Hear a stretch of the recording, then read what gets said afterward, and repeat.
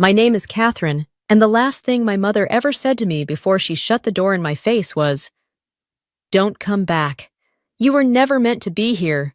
20 years later, she looked me straight in the eye at my sister's wedding and mocked me like the wound she carved in me had never mattered at all.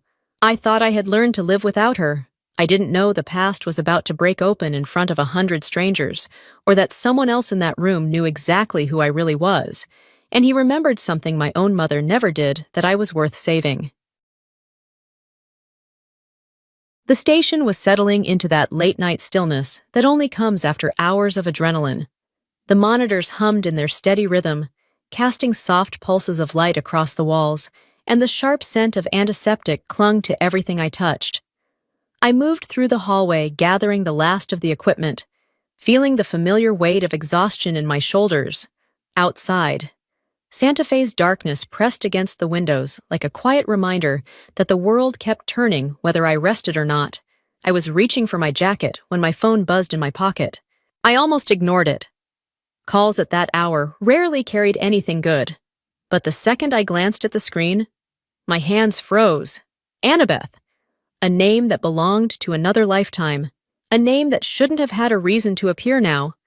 I answered, though my pulse thudded in my ears. Her breath wavered before her voice did. "I'm getting married. I want you there. Napa Valley." The room tightened around me. 20 years of silence, and suddenly she wanted me at a celebration filled with crystal glasses, perfect photos, and a crowd that wouldn't know I existed unless my absence raised questions.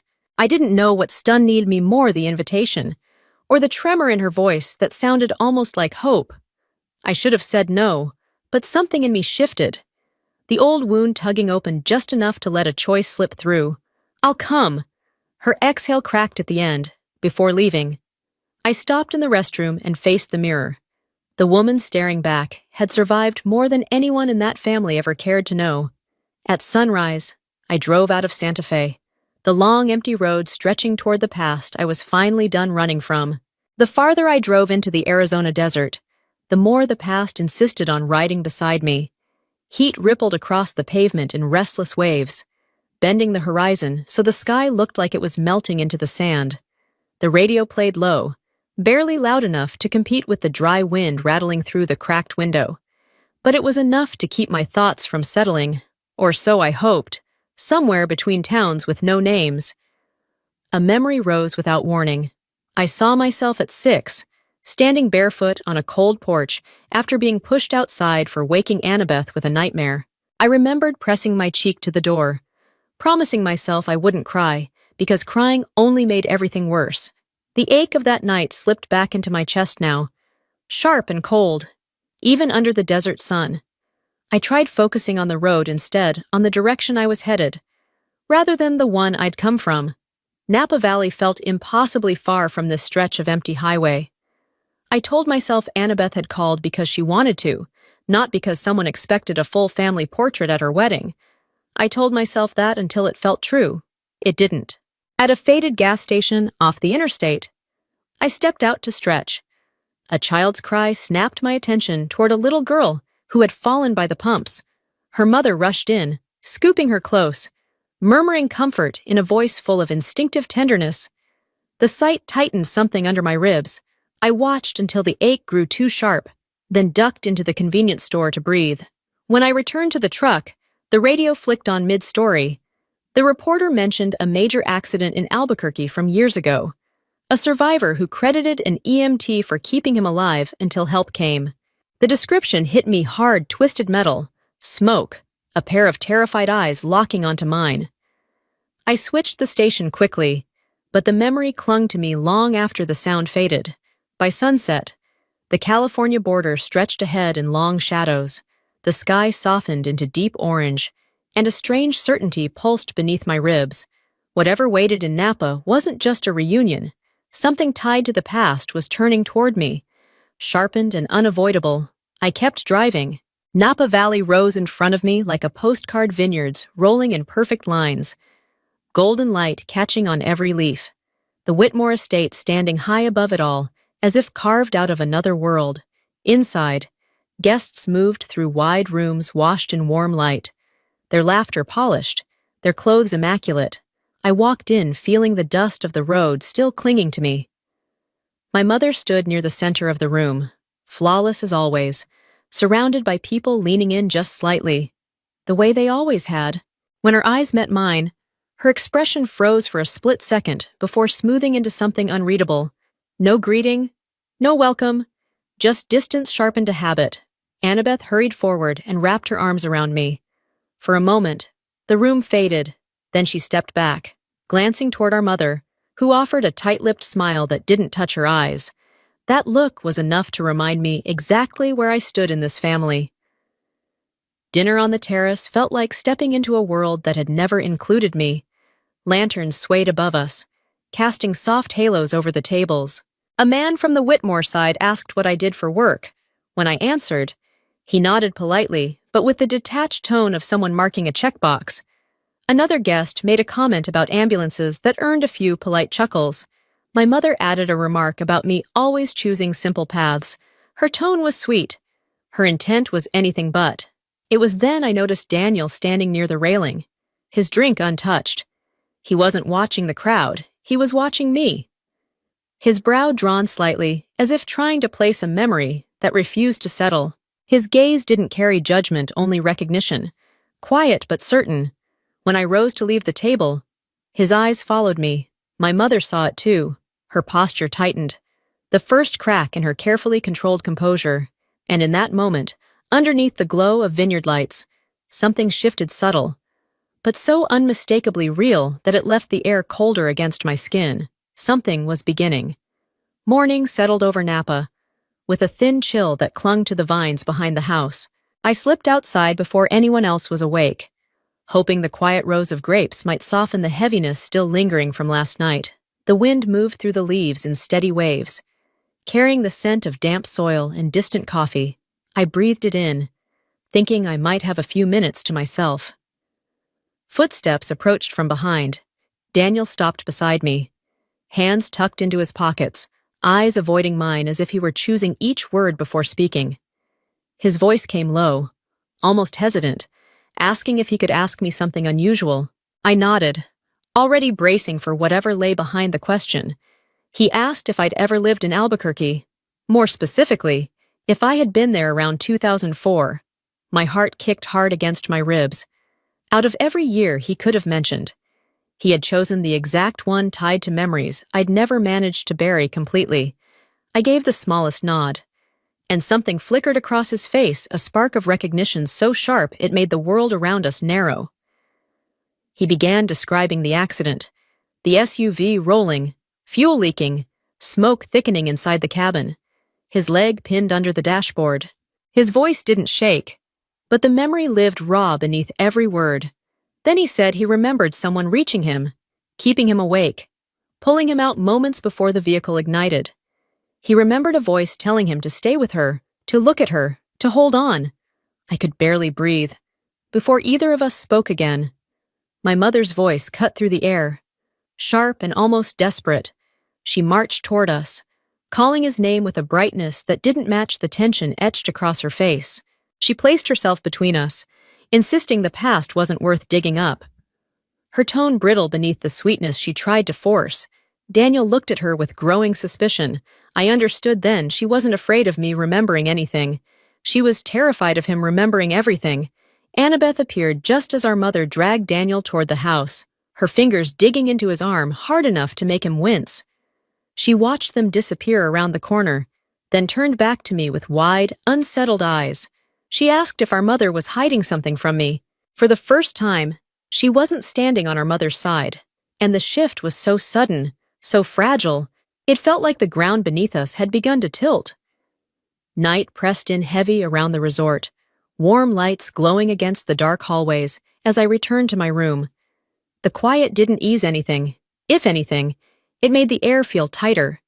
I could hear my mother's voice rising from the room across the hall, sharp and frayed, clashing with Annabeth's confused protests. This wasn't wedding stress. This was fear. I unlocked my door, but before stepping in, the door across the hall opened. My mother stepped out quickly, her expression tight. Her bag slipped from her shoulder, and a folder slid out. Landing at my feet, a man's name stared up at me, a name I had never seen in my life. He wasn't the man who raised me, and he certainly wasn't the man my mother married. She snatched the folder as if burned. I asked who he was. She snapped that it wasn't my concern. The panic in her voice only sharpened the truth. Annabeth emerged behind her, face streaked with tears. I asked again, softer this time, and something inside my mother broke loose. She shouted that I wasn't her husband's child, that I was a mistake she had nearly lost everything over. The world went soundless. Annabeth gasped. My entire childhood reassembled itself in a single, brutal instant. A quiet creak came from the hallway corner. Daniel stepped forward. Having heard every word, he looked at my mother, not with anger, but something worse, disbelief. He asked if she had treated me this way simply to protect her reputation. She flinched as if struck. Then he asked the question that froze the air completely, whether she feared what he might remember about me, or what he might remember about her. Silence thickened around us. No longer emptiness, but pressure. An airless room, closing in on the truth neither of us could escape. Something had cracked open, and there was no closing it again. The night before the wedding, pressed down on the Whitmore estate like a suffocating blanket. No one spoke openly about what had happened earlier. Yet every room felt tightly wound, every whisper clipped short. I stepped outside to the back garden, hoping the cold air might give me a few minutes to breathe. Lantern light flickered across the patio, catching the rim of my glass as I sat alone, listening to the quiet settle in around me. Annabeth found me first. Her voice shook as she asked if I knew anything about my father, something deeper than the fragments we'd grown up with. I could only shake my head. The truth was, I didn't know what I didn't know. The gap in my own history felt like a bruise I'd learned not to touch. Before either of us could speak again, our mother burst into the garden. Fear and anger burned through her composure. She snapped that she'd never been able to admit the truth because I wasn't her husband's child, and she couldn't risk anyone knowing. The words sliced clean through the quiet, and Annabeth stumbled back, crying. I felt myself go still. Not from shock, but from recognition. On some level, I'd always sensed the distance had roots deeper than anything I'd ever done. Then she kept unraveling, admitting she'd destroyed every trace of the man who was my father documents. Photos, anything that tied me to a history she couldn't control. The loss hit harder than her anger ever had. It felt like someone had stolen a life I should have had access to. Daniel stepped through the doorway then. He had heard enough to freeze my mother in place. She tried to dismiss him, insisting it was a private matter. But he didn't move. He asked if her obsession with appearances was truly the reason she'd pushed me aside. She flinched, and he pressed on, saying that if I was the EMT who saved his life in Albuquerque, then what she'd done was more cruel than anything he could have imagined. At the mention of that city, my mother broke. She shouted for him not to bring it up, her voice cracking. That fear told its own truth. She wasn't afraid of the past, she was afraid of losing control over it. When she finally fell silent, trembling, I realized something had shifted permanently. Tomorrow, she would try to reclaim power. And tomorrow, I would no longer let her. The wedding morning looked almost unreal in its beauty. Rows of white chairs lined the vineyard garden, lanterns hung between the vines, and rose petals made a perfect path down the aisle. It should have felt peaceful. Instead, it felt staged like a set waiting for the wrong scene to play out. A guest approached me with polite curiosity, asking what I did in New Mexico. I answered. But before I could finish, my mother stepped in, her voice bright and cutting. She dismissed my work in front of everyone, reducing it to something beneath effort, beneath pride. Polite laughter rippled through the crowd, and the shame that followed landed like a stone in my stomach. Then she added that families like the Whitmores couldn't afford poor impressions. Her tone drenched in warning. The meaning was clear. I was an embarrassment. Daniel stepped forward just as the words left her mouth. He didn't raise his voice, but his presence cut through the chatter instantly. He said I was the EMT who saved his life 20 years earlier. The shift in the crowd was immediate. Silence broke over the garden, the laughter dying mid-breath.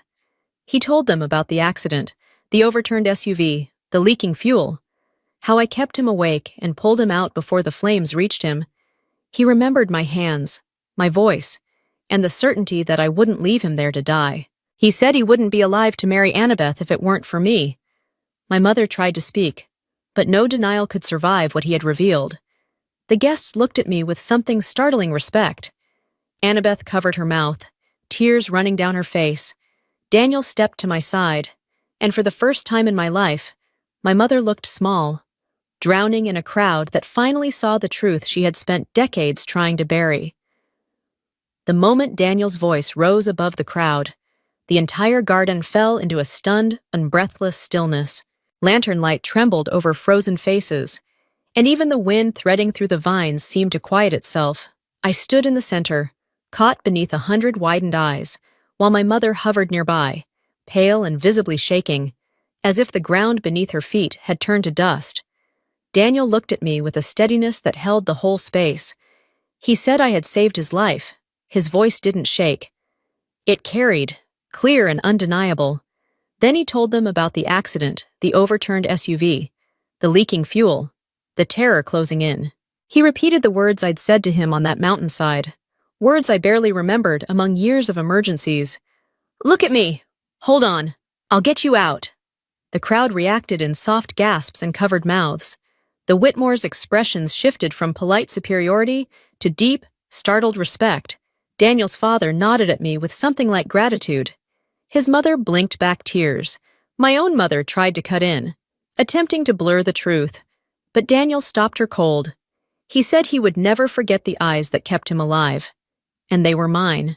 Annabeth stepped beside me, her presence a quiet declaration. I finally spoke, softly but firmly. I said I never needed recognition, only that I didn't deserve to be shamed. The silence afterward told me everything had changed. As the garden slowly exhaled after Daniel's revelation, my mother stumbled back, her breath sharp and uneven. The fear in her eyes wasn't about losing me, it was about being seen for what she had done. She clung to the nearest chair, her face chalk white, the facade she'd protected for decades cracking in front of an entire crowd. Annabeth approached her first, voice trembling as she asked why our mother had chosen to hurt me so deeply for so long. My mother collapsed onto the seat, tears spilling in frantic streaks. Not from remorse, but from the ruin of her spotless reputation. She whispered that she had done everything to protect her image. The words sliced straight through me. Reputation had meant more to her than her own child. Daniel stepped closer, his gaze unwavering, asking if she had cast me out simply to keep her secret hidden. My mother broke, crying out that I had been her mistake.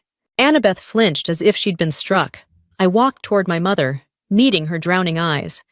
I told her I didn't need an apology, only the truth, and the acknowledgement she had refused me all my life. I told her I was done carrying her shame. She sobbed harder. But I didn't reach for her. A guest gently held my hand and told me not to let the past bind me anymore. For the first time, I felt free. I left Napa Valley just as the sun began sliding behind the hills, the vineyards glowing in deep gold as though the whole valley were exhaling after the storm. I knew staying any longer would pull me back into a world I had finally stepped out of. The road opened ahead of me, warm with late light, and for the first time in years. I didn't feel weighed down by where I came from. Annabeth rushed out before I could close the truck door. She held me tight, her voice shaking as she promised she would visit, that she wanted to rebuild what we'd lost. I brushed her hair back and told her she had already taken the first step by standing beside me when it mattered most. Daniel joined her a moment later, calm and sincere. He thanked me not dramatically, not for the crowd, but quietly, like someone who understood the gravity of the past we shared. He said if I ever needed anything, he would be there. I believed him. My mother watched from the porch, small and uncertain in a way I had never seen. When she said my name, her voice cracked. I turned and told her I hoped she found her peace, but it wouldn't come through me. Her tears fell, and I let them, driving toward Santa Fe. The sunset washed my windshield in amber. The weight of 20 years lifted with every mile. Freedom, at last, felt real.